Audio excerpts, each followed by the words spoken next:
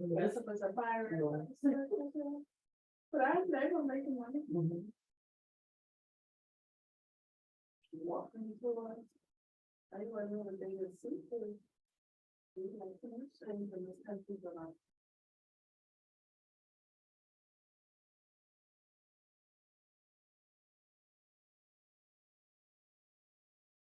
Then people when they normally take them by the KFC. Yeah, but that's About one, there, yeah, yeah. because I think they take care of that area and clean it up and. Cause I've been underneath there before a long time and they had to.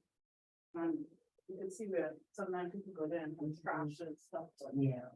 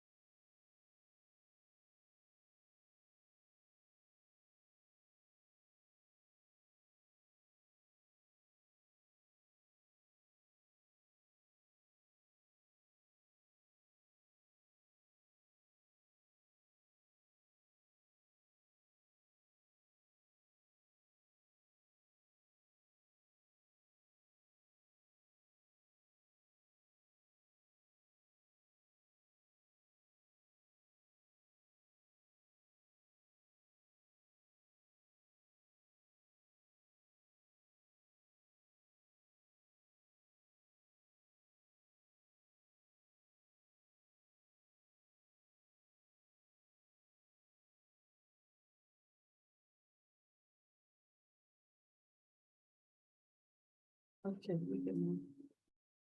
From here. We got two people, so we can start. So. The first thing is I graded all the midterms. And people didn't do so good, right? And so I kind of gonna pivot to for the next midterm. They're gonna make it more multiple choice. Right? Because I found that I feel like a lot of persons, because they haven't done accounting in a while. Their comfort level and practice level is not there, right? The question on the shareholders equity section. Couple things that I noted that persons missed that were, you didn't have to calculate a number, you didn't have to do anything. just format, right? So it was Freeport Company.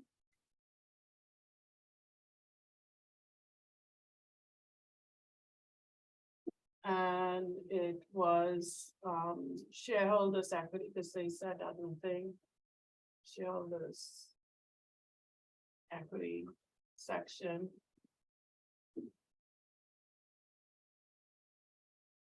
And it was as out or as of, I don't want.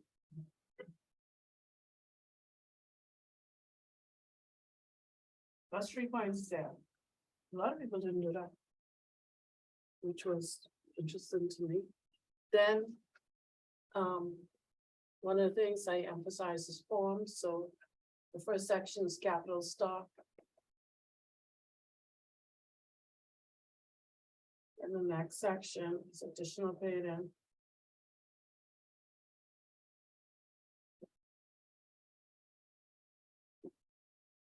And the next section is retained earnings.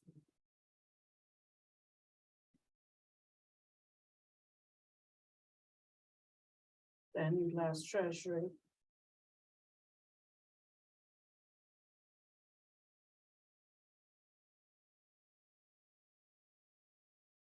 And then here, it is total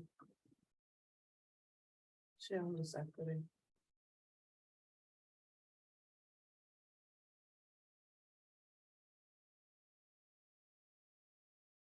And at each of these points, so here you have total capital stock.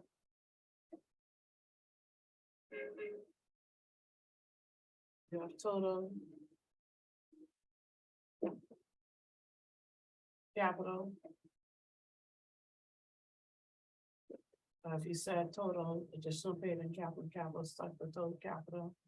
Here, total retained earnings. Capital.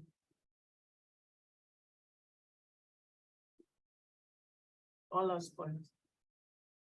Then here, capital stock can only be 2 things, preferred.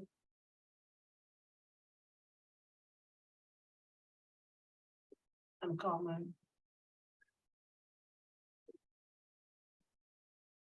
So preferred normally have whatever is cumulative that goes there, right? The rate that it normally pays. I don't think that question had it in it. Then the other thing you should be saying, how much is authorized?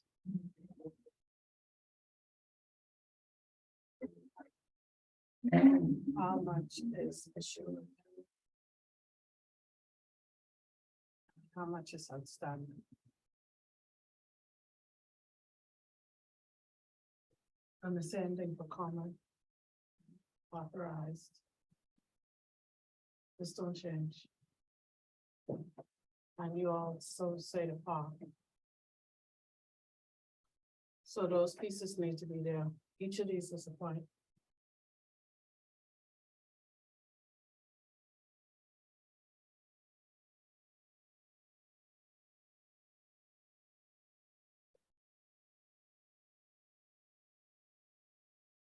Additional paid in capital, they told you, preferred at.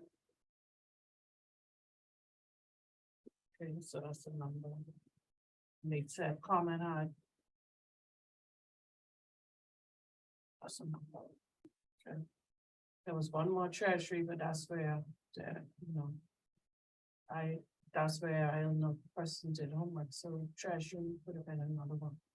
But these 2 at least. So that's a point, that's a point, that's a point, that's a point. And you got extra points here if you show the workings. Retained earnings. It's just one number. And so here, you have to show the workings, because retained earnings is net income minus dividends. Good morning. Good morning. Good morning. Minus dividends. Minus the treasury. It's not treasury, the stock dividend.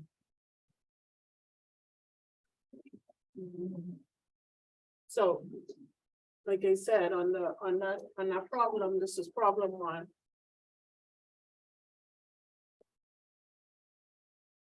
Without putting any numbers in it, if all this was sitting there, just sitting there, there's all points. But even if you got this number wrong, you get half for this piece. So when you approach questions, you should approach questions from this perspective that what is the form? So this is the form. So if I have this is the form, without calculating anything, I just put the form. Then I know I gotta drop in numbers at these points, right? This is descriptions. I have to have there. I have to have this. So you have to know the statement, right? And that's practice. Where you take your paper away, that's practice. So the other question was on dealt with stock options. So that basically was a question that you guys had homework. And so that meant that you had to do that homework. But when you have questions like that, that based on homework, you have to make sure study the homework and make sure you know how to do it. Because you don't practice this all the time. One of the things you have to make sure, say, if I get a question on compensation, what are the entries? So again, when you have compensation, there are dates. That's why in that question, the dates matter. So January was a date. What happened on that date? So on that date, no entry. There were 2 people, I think, who had that, no entry. Then at each date, say this was December, say this was March, you had to do something based on the action. So a question like that dealt with options, you want to know what you do when it's granted, what to do when it's exercised, and what to do when it's expired or terminated.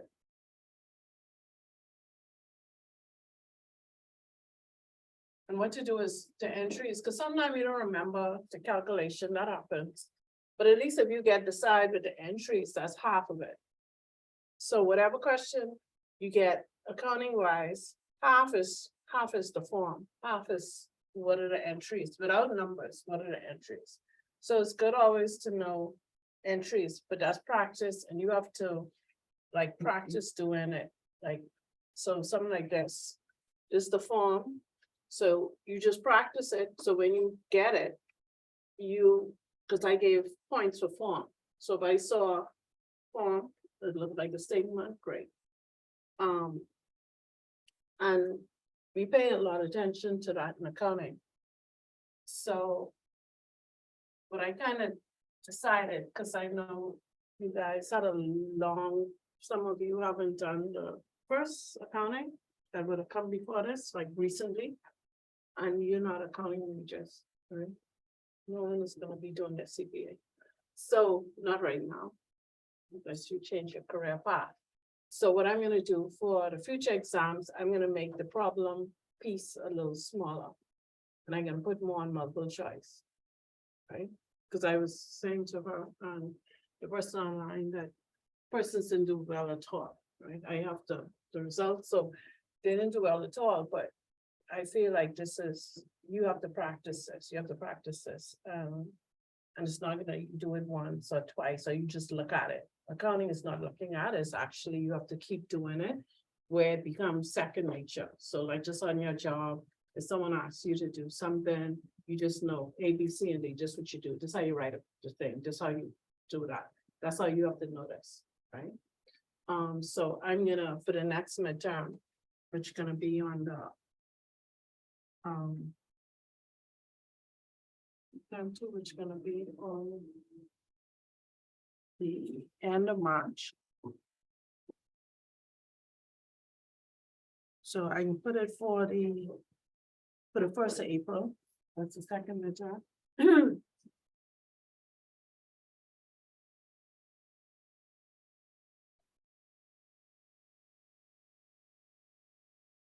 I can make it more multiple choice. So instead of getting 40 multiple choice questions, you probably can get 75, and it can be like just one maybe really small problem question, right?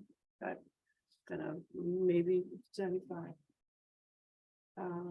Yeah, that I don't even know we're gonna work 25 points, but it might be worth just 20 and just multiple choice can be worth 80 points. So focus on the theory. No, I can give you smaller homework. I can give you smaller questions, so concepts, I want you to make sure you know concepts. More than getting into the statements. Okay. So when you get it, when you get yourself, don't freak out, because I can lean it in that direction for the second one and the finals. I can do it in that way. Because like I said, you're not accounting majors. If you are accounting majors, okay, different story, right? Any comments?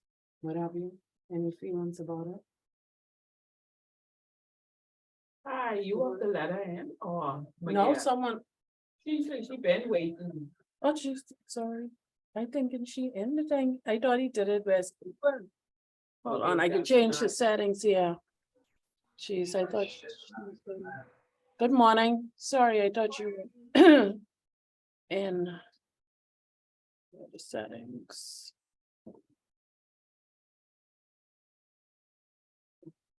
So I was just saying just a while ago that the next midterm is going to be the 1st of April. And it can be more multiple choice graded that way based on the experience that I saw from this one. So 85 multiple choice, and then the problem question or question can be small. They only can be probably like 20% of the whole thing. Okay. So is there any feedback? Yes or no? Not necessarily say that it's hard, Mhm. I'm just saying, I need to dedicate more time to it. I felt that. I felt that. I don't think that. I see when persons come to class and then, you do it online. Accounting is a practicing. It is not, okay, you read, if you, because I can move it more to multiple choice, you definitely read the theory, knowing the concepts is gonna be important. So it's important to, do the, I can look for a, like a mock one that I had from before with multiple choice, so you could practice multiple choice, because even that should be practiced, right? But that's how you drill yourself, but you have to do the homework and you have to do it like within the time of the class, because if you leave too much of a space, you'd be like, what the hell is this, right? Because that's real. I'm not telling you something I don't know is practice. So that's why I kind of lean it in a different direction, because this is not your major and you're not studying for the CPA exam. People who do this at UB, they doing this for the CPA exam. It's tied to that. That's why in the text it have certain leanings and it talk about certain things. So that's that. So at the end, I'll disperse that, but I wanted to say that because I don't want anyone to freak out. Oh my God, I get this thing, blah, blah, blah, blah. I saw it and I said, okay, this happened for a reason. And I don't think the reason is any of you are not capable. I just think the approach, and because you're not doing it often and it's not your major thing, that it can be challenging. Just to pick it up from a certain point, and there's a higher point you're picking it up from, to say, okay, now we're gonna run. Because you have to know the foundation really good. Right? So in accounting, like I say, I teach the same one, and you'll be, before you get to this course, and you have to do at least 4 accounting courses before this. Right? So you have so much practice doing journal entries, you have so much practice doing statements, like this is fine tune it. I have done all the 2 hours. Midterm and final, I normally do 3 while you at, so. I felt like I spent some time in the hospital, and then I left my But they don't think for the last, and I run it. So there's a technique to multiple choice in this period. Multiple choice are designed so that you take no more than a minute to do. If you don't know the answer right away, then you should pass it. Normally when they give you calculations in a multiple choice, sometimes you don't have to calculate anything. Right? That's a deceptive thing. Because people see numbers, oh, I gotta calculate and see if it's right. Sometimes, if you know the theory, you know, well, it's not even a calculation, this is the only answer, right? As well, calculations are put in multiple choice that are easy to do without a calculator. Right, so that's another deceptive thing. People think I have to sit down, I gotta work this out. Normally it's basic math, it's just concepts they're trying to drill to you, right? So one of the approaches to multiple choice is you deal with all the word ones first. Right, anything with numbers, deal with it last. If you're strong at multiple choice and problems, some people are. You do problems first if that's your strongest thing, right? But you should always time yourself. So the way the exam was done was 50-50. So 50% is multiple choice and 50% is the problems. So you should give your time the same way, so 50-50. So if you time yourself, then once 1 hour is gone, or not even 1 hour, 45-50 minutes on whatever section, I should be starting the next one, right? The other piece of multiple choice, I only saw one person do this, but don't leave any without an answer because you're not getting penalized for a wrong answer. So it's better to guess than to leave it blank. So, so before you go into any exam, you should have a game plan. If you don't have a game plan, you can be like, okay, what do I do now? And then you start writing and then, no, that ain't the thing. And you know, you have to have a game plan, right? And I have done open, not for accounting, but I've done open book exams before. And I like open book. Open book is harder, but, or when I say open book, like when you could bring one piece of paper in with you, right?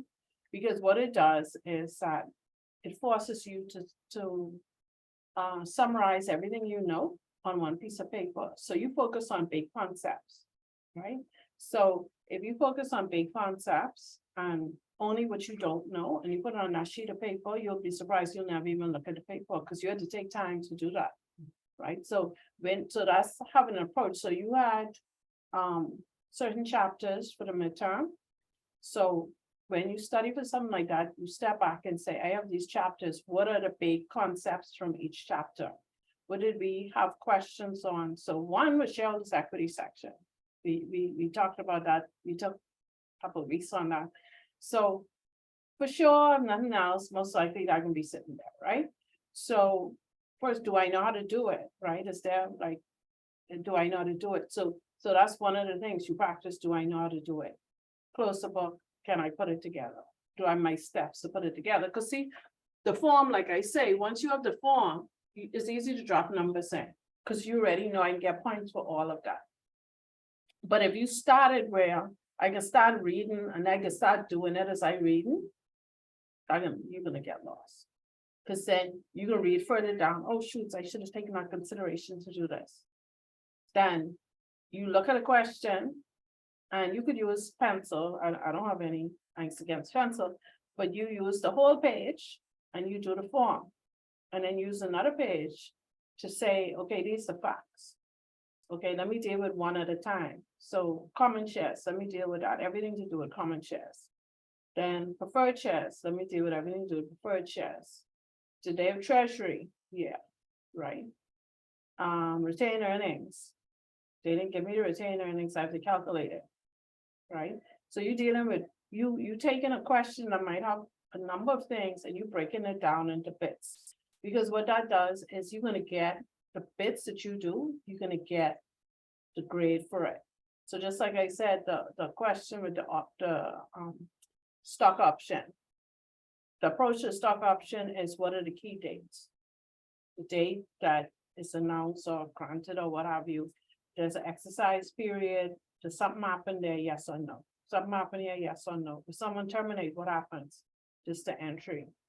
And then once you approach something like that, you go through. There was a chapter that I told we're not having any questions on. I think that's with warrants and or derivatives. I'm not doing any problem. So you didn't even need to look at the actual practical homework, just focus on the theory, so that I give you more time with the other thing. But like I say, you have to think about your time. Have your clock with you, you watch out, what have you. And you measure yourself and say 30 minutes, I can do all the word questions, multiple choice, then another 30 minutes, I can do the other ones. Because word questions, either you know or you don't, right? And if you are unsure, there might be other questions that you hit that can help you with that one. So it's better just to, okay, I don't know, shh, go next, go next, go next, go next. Because some you're gonna know right away, pop. And I saw that, I saw where people know it, they hit it. But persons by nature, you tend to, I gotta figure this out, I gotta figure this out. And you try and work it on one point. Then you got all those other points that's sitting out there that you can't, and you're not gonna give, because by then your brain already, I already messed that up. Mess up towards the thing. So you do have to manage your time. On it, but. I tell people all the time, taking exams is a technique. When I did my CV exam, part of our, we had to go to review abroad. And at least it was 3 weeks intensive review. At least 2 weeks is just on technique. Just how to take and how to approach it, and what things to focus on, and that technique. And just practicing the technique. More than even the material. Because some people know all the material and they go to exam and they freeze and get anxiety, or sometimes your brain just whoosh, everything go out. Like this is, you know, I won't get this, I don't want to do this no more, all that going through your brain. So there's any other question, concern? So that's what I'm thinking to do for the next one, to make it more theory focused the rest of the way. Right, we'll do some questions to explain some concepts, but it'll be more theory focused. Okay. So like I said, when you get your paper, don't freak out. This is, you know, I took a temperature. I know how everyone is. We keep it, all right? So today, we're looking at chapter 19. So last week was, not last week, before was chapter 18. I'm gonna assign some small questions from 18 and 19. I'll post them because I just was trying to deal with the exams for this class. So like I said, we'll go over, the focus can be a lot on the theory. So this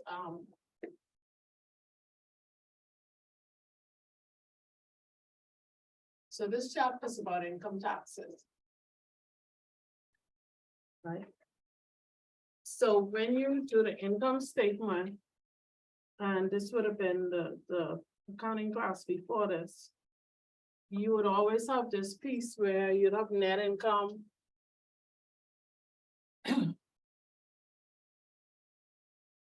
And say net income was 10,000. Then you'd have income tax. And say the rate was 45%. Right.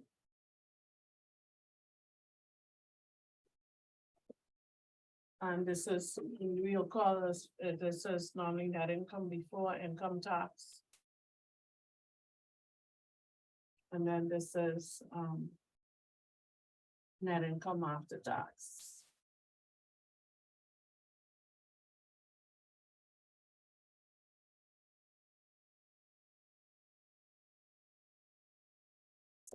And then if you had extraordinary items.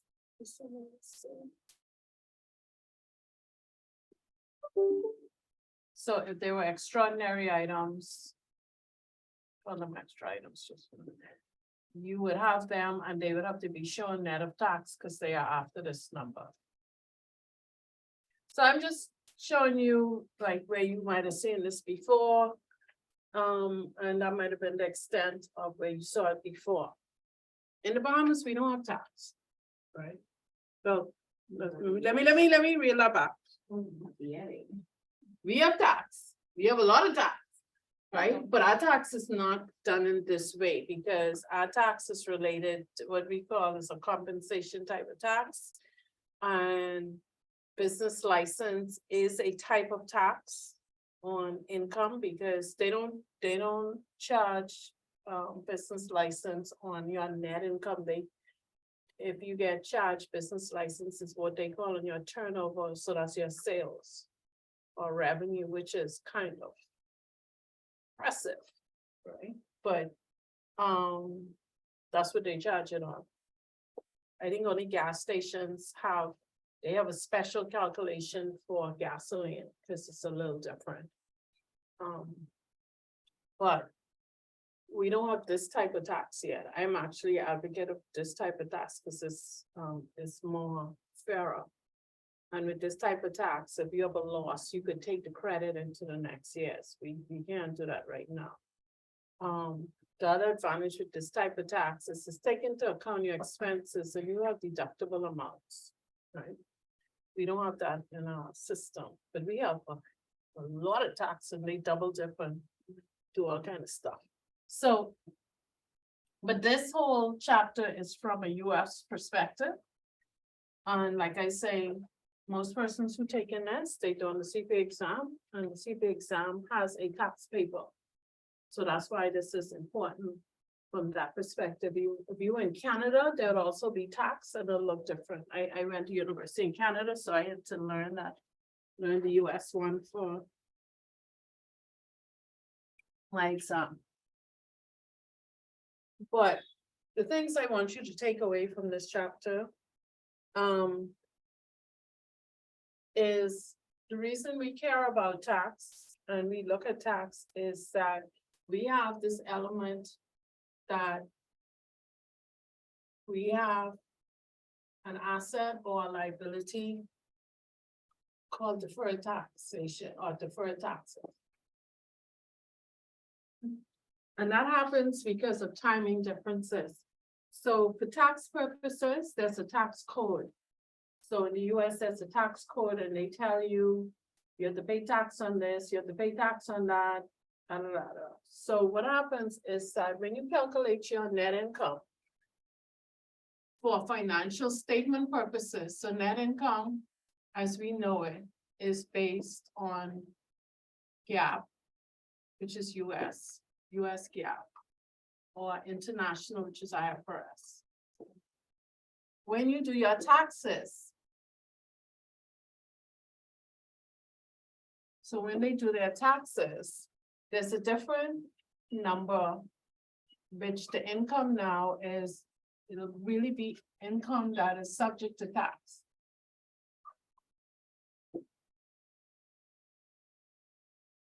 And they have a calculation for that, right? When I say calculation, when you get a tax form and you complete it, it tells you, okay, depreciation, that you can't use that for tax purposes. You have to take that, or you have to adjust it. Warranties, if you have that here, that might not be here, right? So what that causes is, we could, another thing, this is cash basis. And this accrual basis.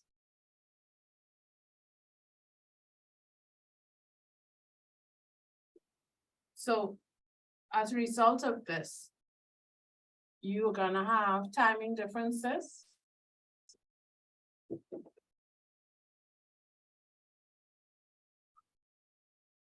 Because it was cash basis, I have to tax everything when I spend the money. Or when I receive the cash. Here, accrual basis are gonna recognize it over time. So this calculation, I might be paying a lot of tax based on calculation, and here I might be paying lower tax because I spread in the same amount over time, right? Because these are two different objectives, two different bases. The other thing that you could have, so that's one, you could have timing difference, and you could also have permanent differences, so this one a temporary. Permanent. You'd have permanent differences because over here, when we calculate and we say this net income and we apply the tax rate to it, we assuming everything is taxable. On this side, everything may not be taxable. Okay, so you may have permanent differences, that's something that for the tax code, is not gonna apply.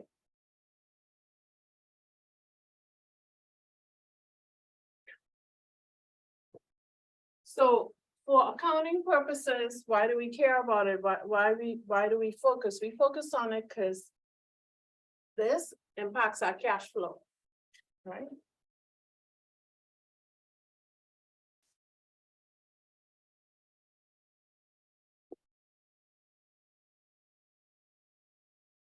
Because when the government say they want their money, you better have the cash to pay them. Right, so it impacts our cash flow. So although this might be telling us, oh, the income, we earned it over 5 years, we can tax it over 5 years. If this say that income, you gotta tax this year, you gotta pay it this year. Right, they ain't know, oh, you're doing over 5 years. That's the fight we having right now with in non-revenue. They will start taxing on an accrual basis so they can collect their money, but most people say, no, we don't have it in our hand, how could you tax us? Because in non-revenue is still cash basis. So there's a key piece here. So in the financial statements, taxes impact net income. So it impacts cash flow. It impacts our net income.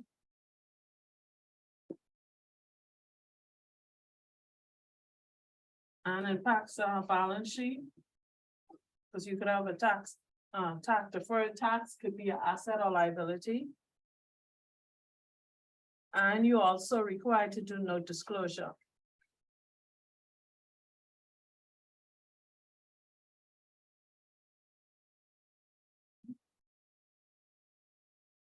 Now, the unique thing with taxes, if you have a net loss per the tax code, right, you work out your number and you have a net loss.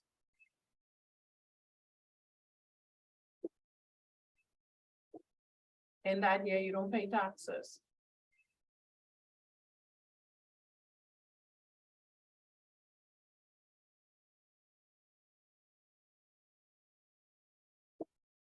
And what the tax code does is allow you to carry forward your losses until you use it up as a credit. So like a Donald Trump, you hear whenever they talk about him and his taxes and how he defrauded the tax people because he inflated his losses. So at the end of the day, he don't have to pay any tax. So that's the technique that people use. So when they do audits, tax audits, that's what they're trying to get at, people trying to do that kind of stuff. Because if they say, oh, I had this sale and I had this loss and they inflate the prices and they get it to where, okay, this huge loss, you can't afford way in the future. And never pay no taxes. And that's an individual level too, we were doing individual taxes.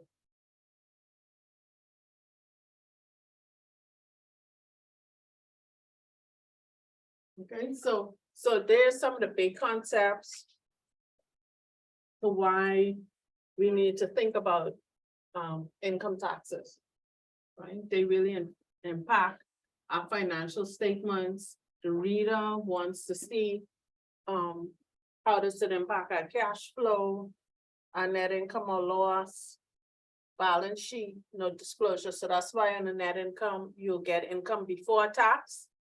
because tax is not an operational activity, and when we talk about income tax, we're not talking about other taxes. It's not talking about sales tax, it's not talking about customs, all those things they have in the US as well. They have sales tax, they have, state, all these other things going on. Income tax is the tax on income. That's the focus. Tax on income. A question on, okay. So.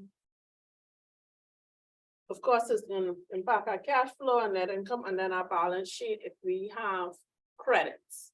So we could have a tax asset, because we could have tax credits that we could use in the future, that's due to losses. Or we could have deferred tax where we say, we didn't pay, although the amount of tax that might be due today is 50,000 based on our net income here.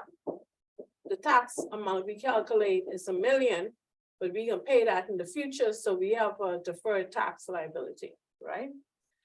And then the note disclosure is always important because it gives the details. So it gives you a breakdown of exactly how you came to your tax number. That's why notes are so important. It'll tell you, okay, how much of it is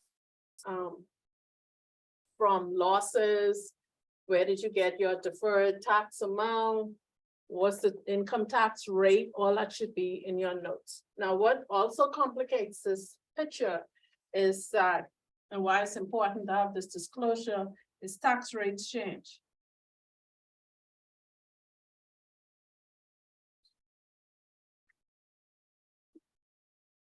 So, and tax rates change, they have to be lower.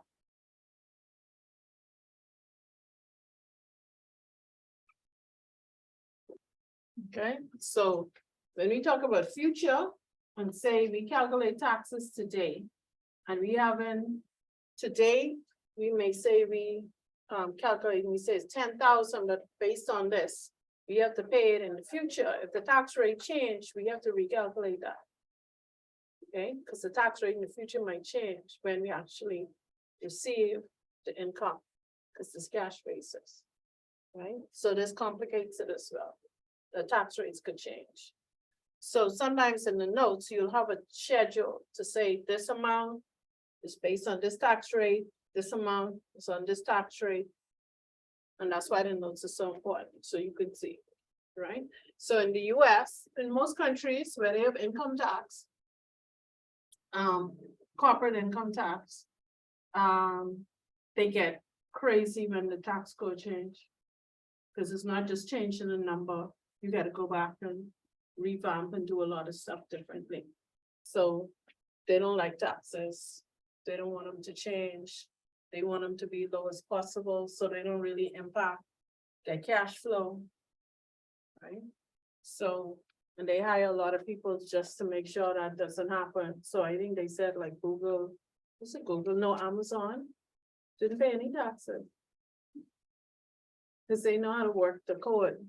So if you know how to work the code, you get deductions, you do this, you give money, and that's why a lot of companies give money away, because they could get tax credits. They invest in third world countries, they used to have a tax, I don't know if it still exists, I used to do a lot of tax work a long time ago, and if they had something where if you give to a designated third world country, if you invest, so like say they build a hotel or somewhere, they get huge credits. Because if they're designated third world, then they get credits for investing in building up that economy. So that's why you see sometimes they go other places. It's not always to avoid taxes. Sometimes it's done to get tax credits. So that's a whole line of study. So let's dig deeper and get in some of the mechanics. So this is the big picture here. Right. So the first thing we're gonna look at, deferred tax liability.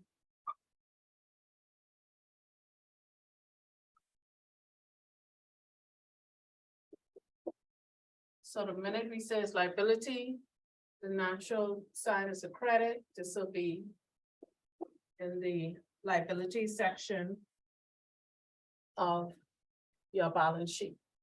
Right?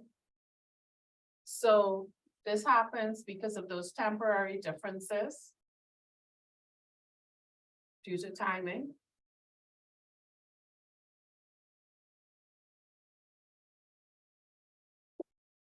Okay. And that means that this is the amount you're gonna have to pay in future years.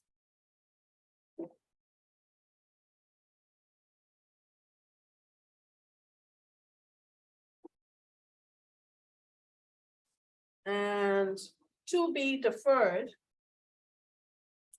this has to meet certain definitions, so the requirement here to qualify as a deferred tax liability, there's some requirements. So the first one, it has to result from past transactions.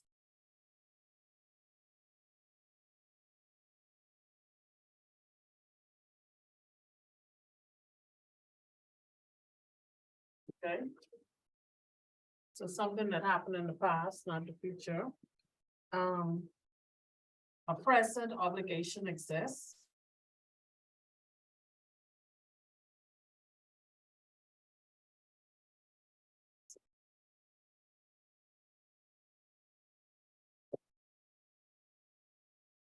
And then the third is future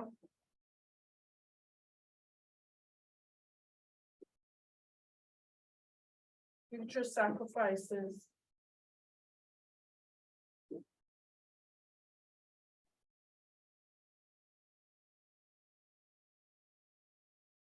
will result when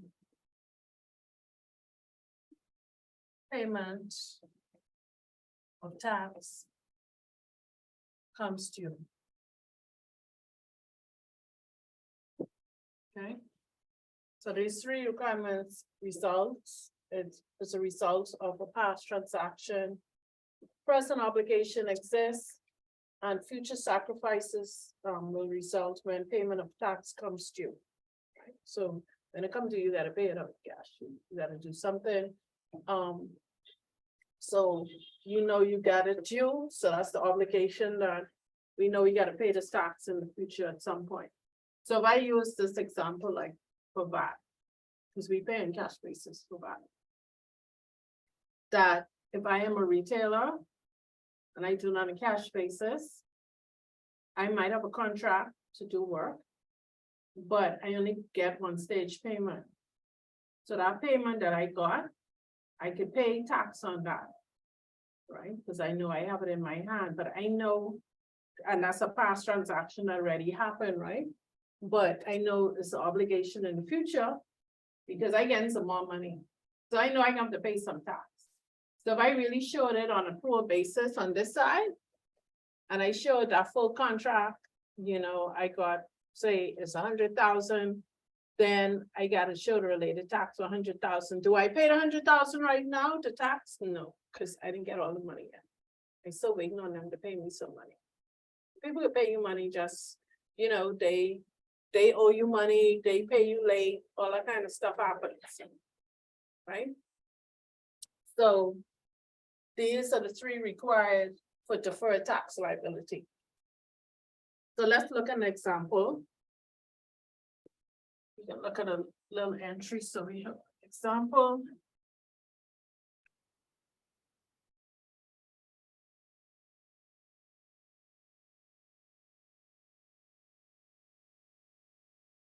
So we have this company, Angle Company.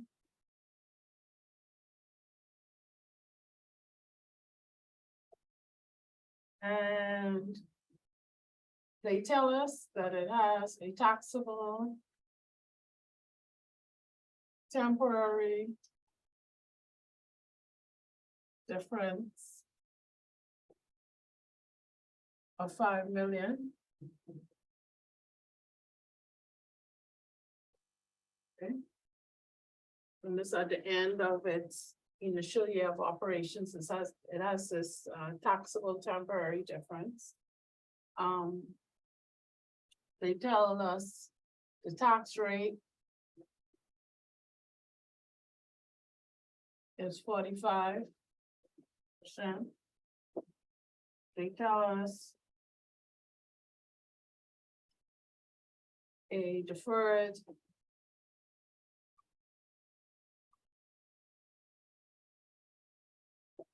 liability is recorded being 5 million times 0.45. Okay. And they say last bit, assuming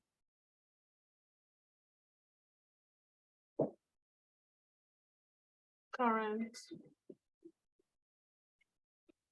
taxes payable equals 2 million. What is the journal entry required?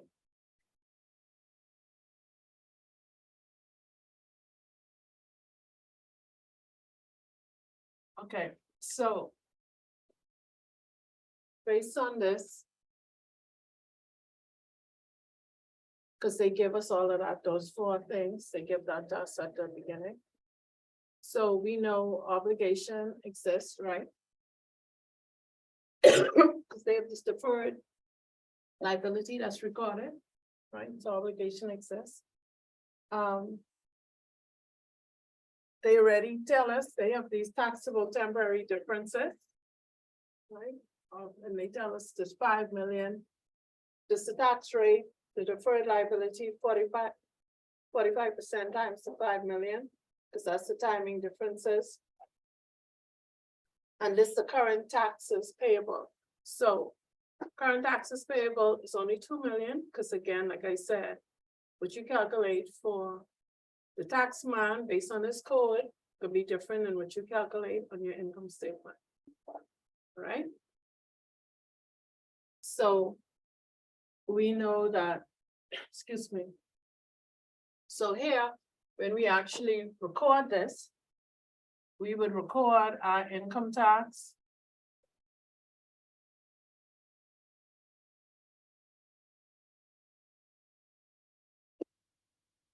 You're gonna record income tax expense.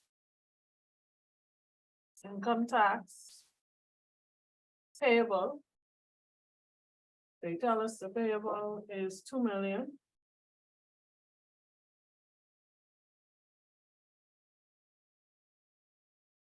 The deferred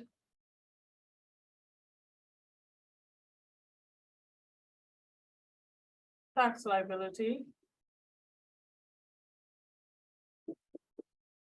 is 0.45%, but it's 5 million, right? Which should be 2,250,000.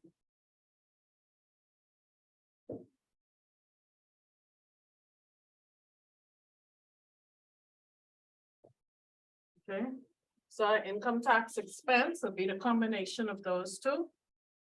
4,250,000. Okay, so we record this deferred tax liability because this amount due to time and differences, we don't have to, this all be payable now, right? But this, we know we have to pay in the future.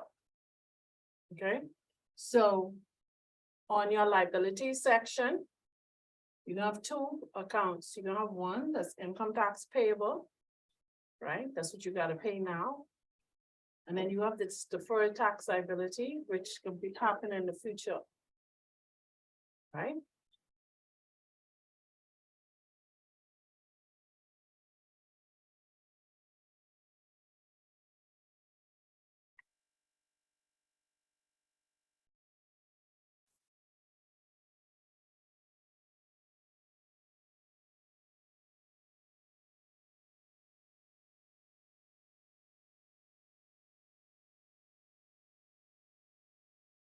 Okay, so everyone see that? Okay. So that's where you have the deferred tax liability. Now, suppose the opposite happened. That instead of having a liability, we have an asset. Okay? So. Instead of liability. What happens when we have a deferred asset?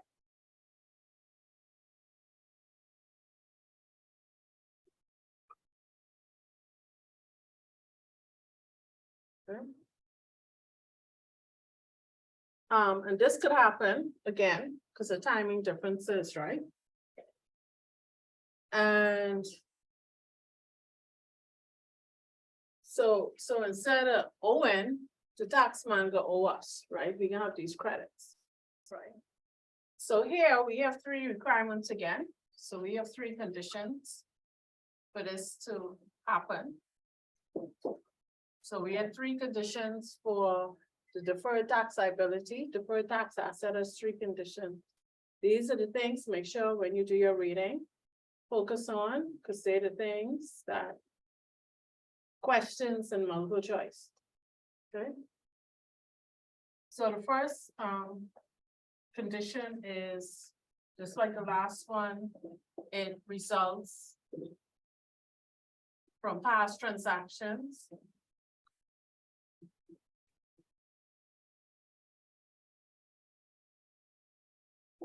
Okay. The second thing,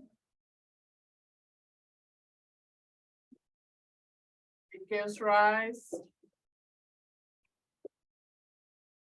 to a probable benefit in the future.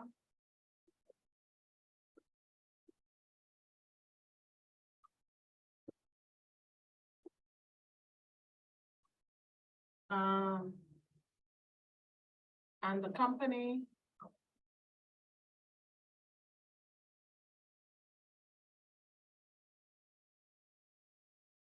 controls access to the benefits.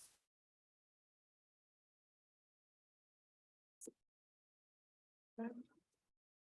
So results from past transactions give rise to a probable benefit in the future. So this is different than the deferred liability, which gives rise to a probable liability in the future, obligation. So this one is a benefit. And C is the company controls access to those benefits. All right.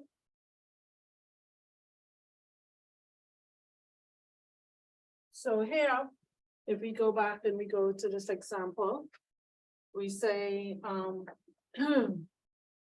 we have a temporary difference of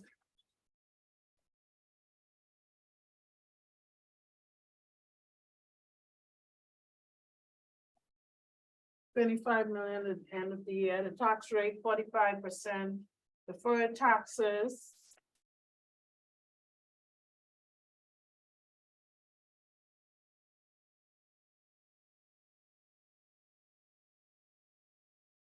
So here, they have a deferred tax asset is recorded.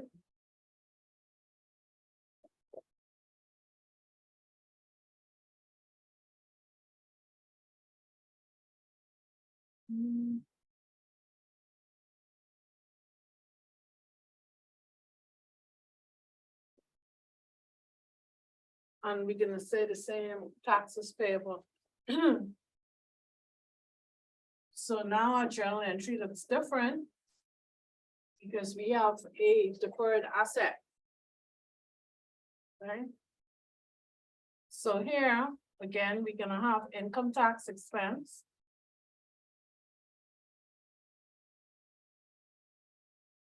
Okay. So before we had deferred tax liability on the credit side. We're gonna have deferred tax liability here. Sorry, deferred tax asset. Because the asset should be a debit. And then we got our income tax payable.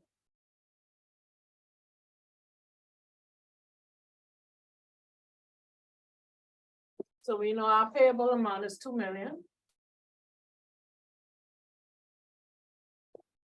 Okay, we know what our deferred income tax is. 125. Okay, so then what's left is, what is our income tax expense? And notice it's reducing the amount that we have to pay in taxes.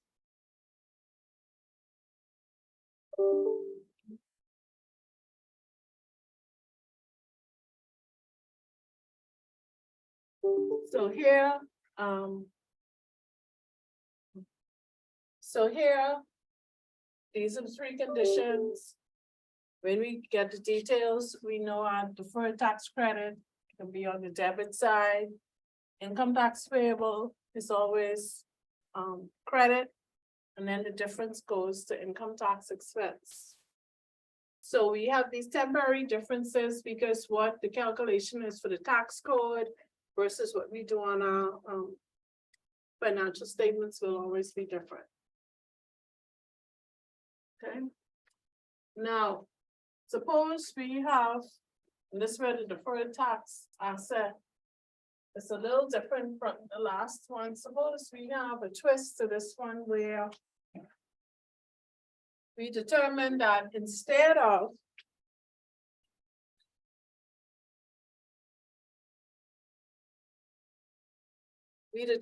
this deferred tax asset, instead of what we recorded there, on the 1125, 1,125,000, we believe that that whole amount, we're not gonna be able to get that, right? And we think that about 300,000 of this will not be realized, like we thought we would be able to get it, we're not gonna get it, our tax people tell us, no, we're not gonna be able to get that, 300,000 worth. Then to adjust for that, so, if I add that, right here. So if, and this, we still on deferred tax asset. If we say, if 300,000. We believe.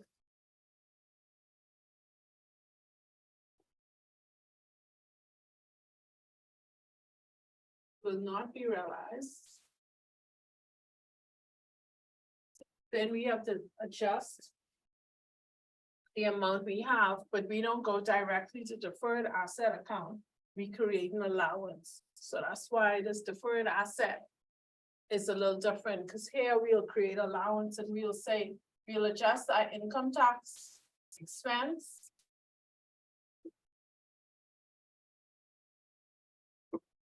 With 300,000. Because we say we can get all of this, so we're gonna have to recognize more as expense. That's what they say.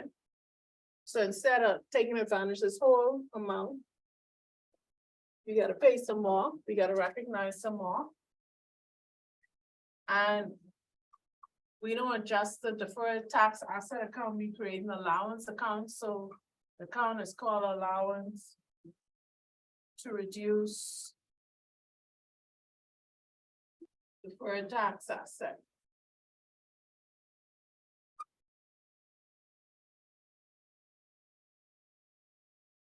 To expected realizable value.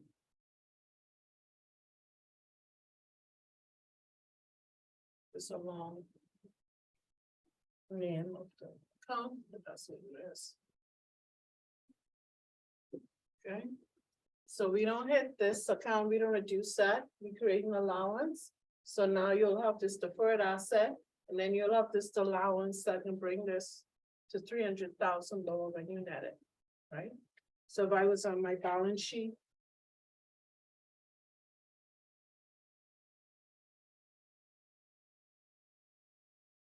And I was on my asset side.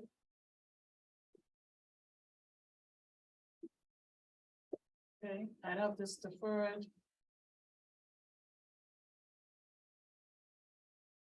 Times asset.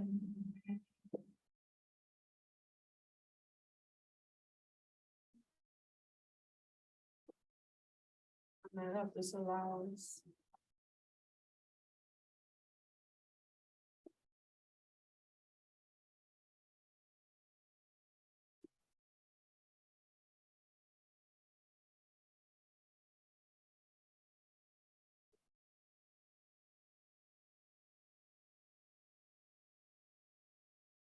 That's what I have on my balance sheet. Out of this last allowance, I'll just have this in here, net of allowance, title one. Okay? Because we set this up first, and then we realized a little later on, say a couple months later, that, hey, we're not gonna get all that money, we get an opinion. And our lawyers, our tax lawyers say, no, you're not gonna get all of that. You gotta reduce this amount, but we don't just take it down, we create an allowance account, so this one is different than tax liability, so this is the one twist with the deferred.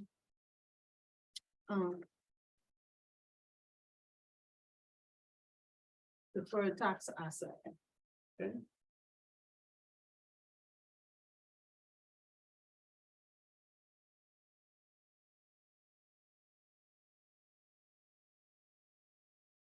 You want got that one? Okay.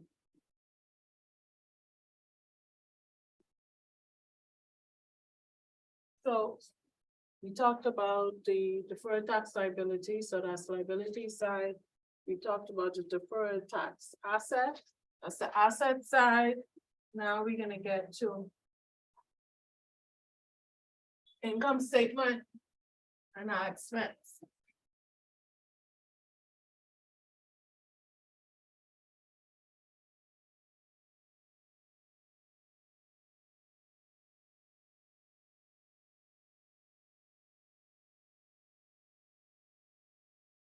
On our income statement.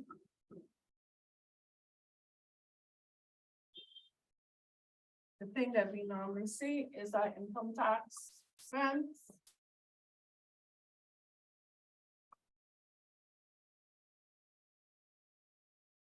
Okay. And we can say tax expense or benefit. Because you could get a credit. If you have losses. So. If we needed a formula to calculate it. Income tax. Payable. Or refundable.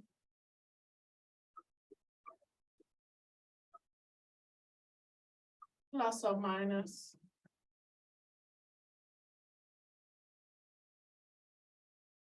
Change in.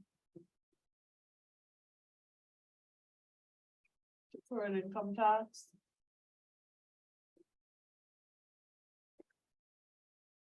Equals. Total income.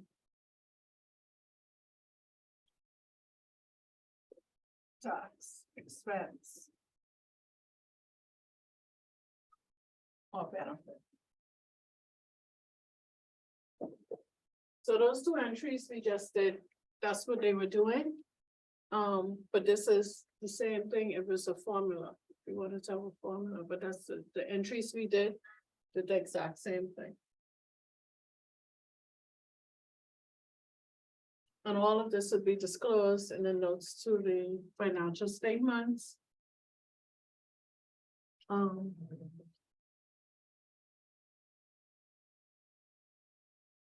our statements.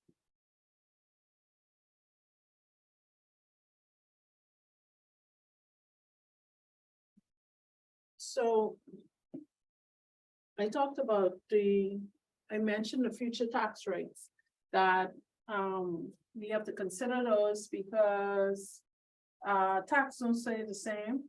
And if we deferring things into the future, we have to consider those. So when that happens, there has to be an adjustment and has to be reported.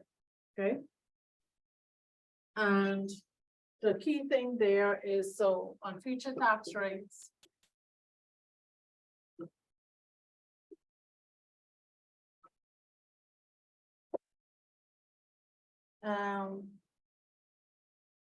You only can use them. This is a key piece. Use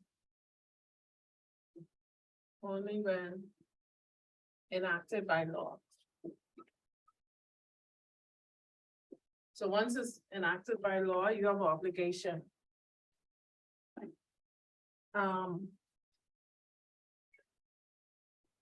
Once it occurs.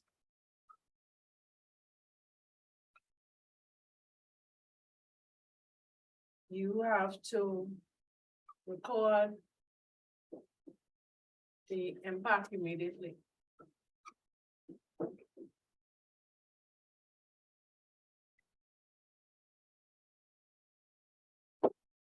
Okay. You record it immediately. So you can't wait and say, well, that going in, I could do it next year.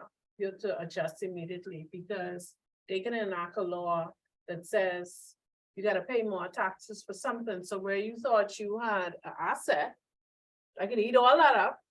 And now you might owe taxes because something that was not taxable before is. Or they might have given you a deduction and they take it away. So now you get more to pay. So this, when it occurs, you have to record it immediately. And so, your tax expense. Say this way, tax expense is adjusted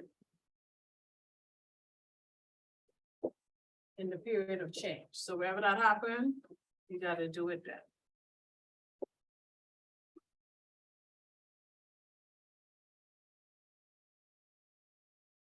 So.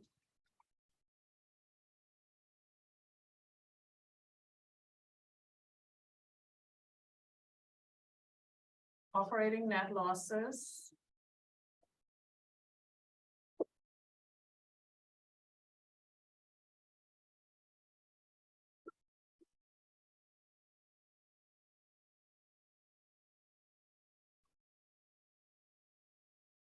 People like this, operating loss. This occurs when taxable expenses are greater than, exceeds taxable income.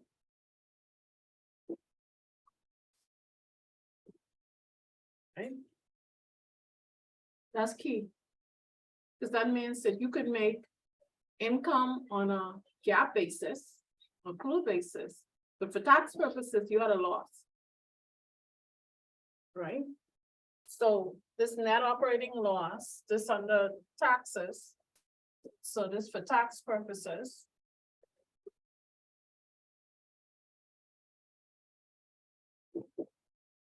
Is when your taxable expense exceeds taxable income. So you get these losses, and why people like it is it allows you to carry forward.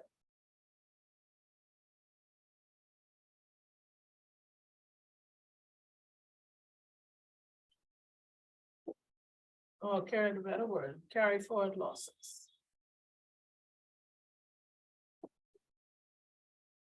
So that's the big thing. So if I have a taxable loss this year, I could carry it forward until it's all used up in future years.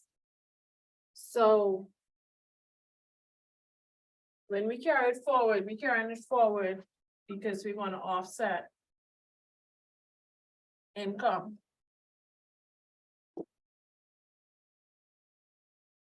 Which will reduce our tax liability.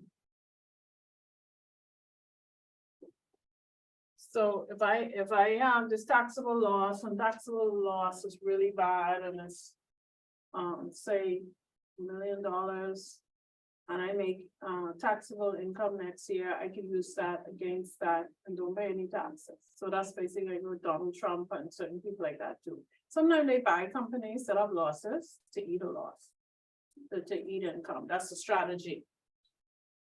But you gotta know what you're doing, but they do that so that they could say, well, I could carry this forward. So that's what I wanted to say there.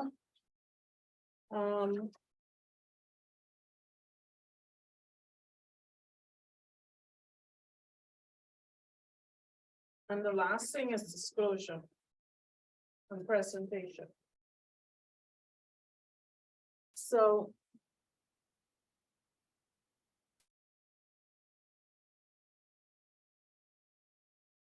I want to show you this in a different way. I will show you this. Everyone got this, please? Okay.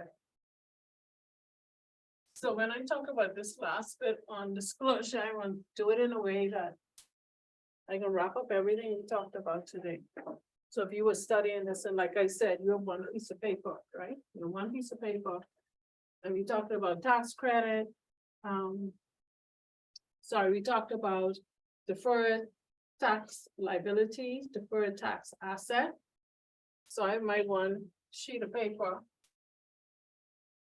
And I'm gonna do this here. On the sheet of paper. I'm gonna have here.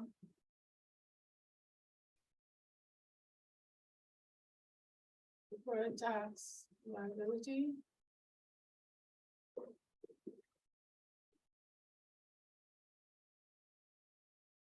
For a tax. Awesome. And I got income tax expense.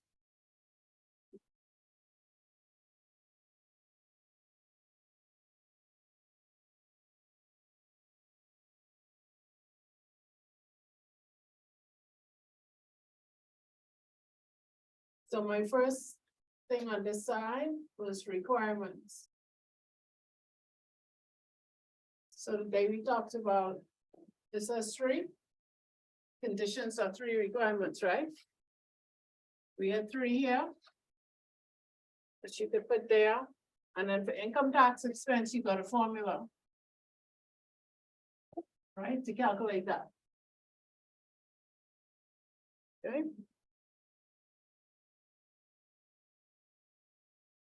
You got it, so that's the requirements. So we have the requirements there. Then we had. So we had a sample entry. Right, so we had a sample journal entry where we had income tax expense. We had deferred tax liability, and we had tax payable. Okay. Here we had income tax expense.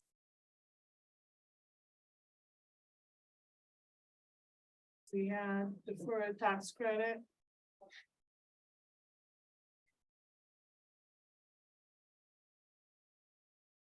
We had taxes payable.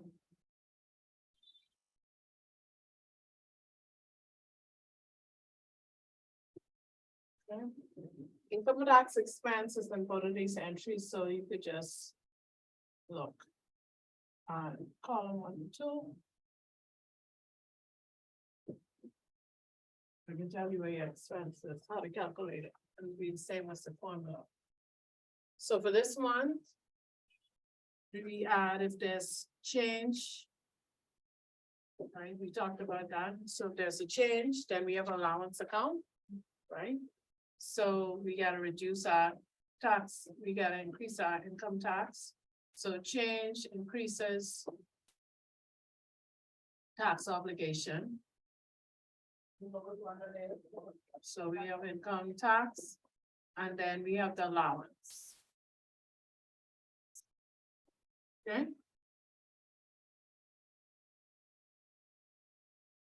So that's our entry. Balance sheet. Let me put this here, disclosure.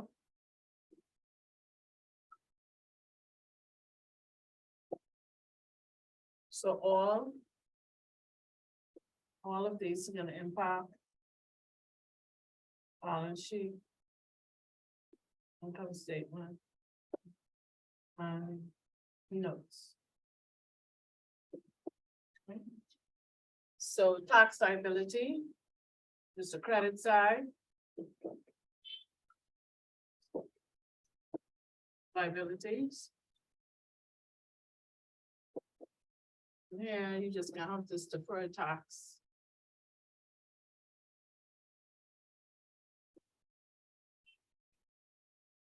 No taxes payable.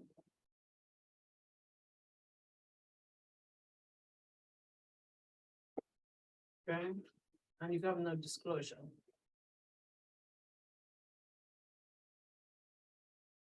Cause you have to talk about the details. The deferred tax asset. So the asset side.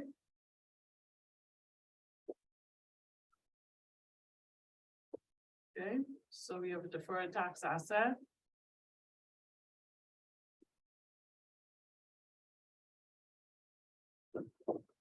Okay. Liability side, yeah.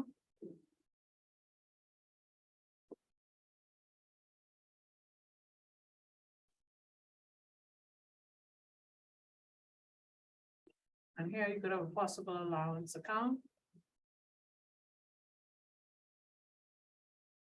That'll be negative. Okay. Again, you'll have no disclosure.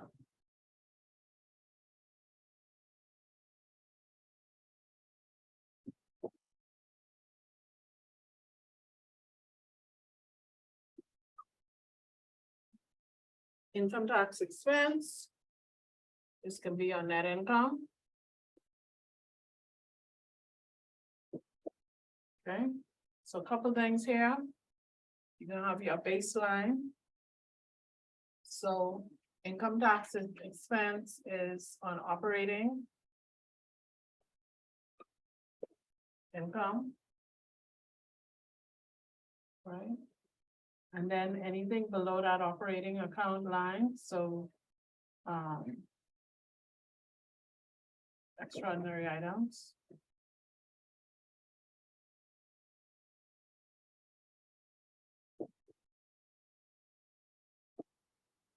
These are net of tax. They below operating line, right? So they're showing net of tax. So anything below this operating line is net of tax, okay? And when we do shares, sorry, dividends or earnings per share.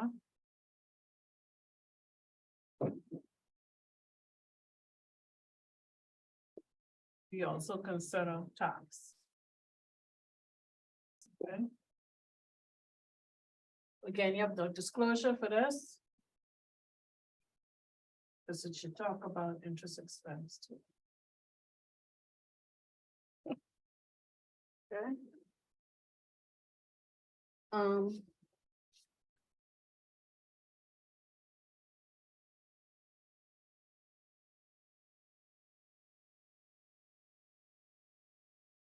See anything else that I did not include that you did today? I think that's all of the stuff. And then we talked about carry forward.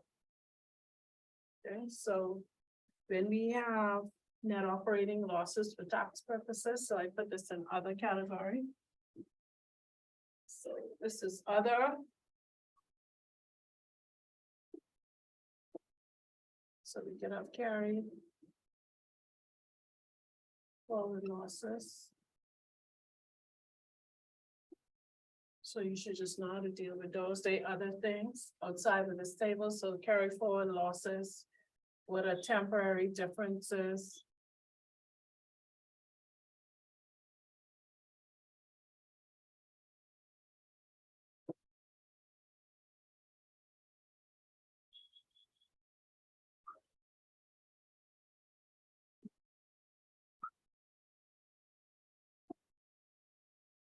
And then the last thing, you got like future tax rates.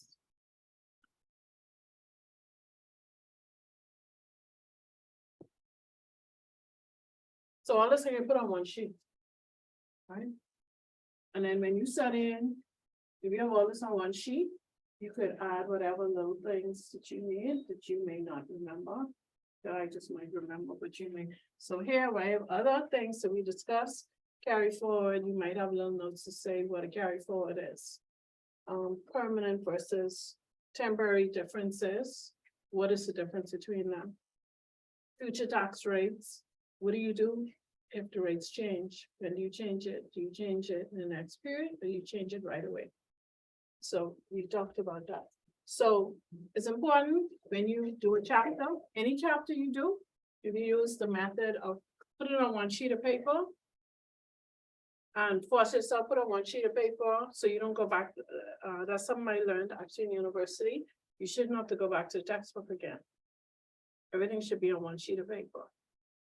Even if it's both sides, just one sheet of paper, that's something you study from. You should be able to answer a question for it, so when you do homework and something you miss, oh, I didn't remember that, you go on the paper. Because if you have to go back to a book to study, you're gonna be inefficient. Okay, so this just like, I like tables, I like things, put on one paper, so I could see the comparison, so this liability, asset, income tax, expense. And just a breakdown, you know, the requirements for each one, the formula there, sample entry, disclosure, what that should look like, and then other things to consider. Okay, so that's it for us today. Want to give you a paper. Can you get Miss Dean my paper, please? Okay, no problem. So I think I could end the recording.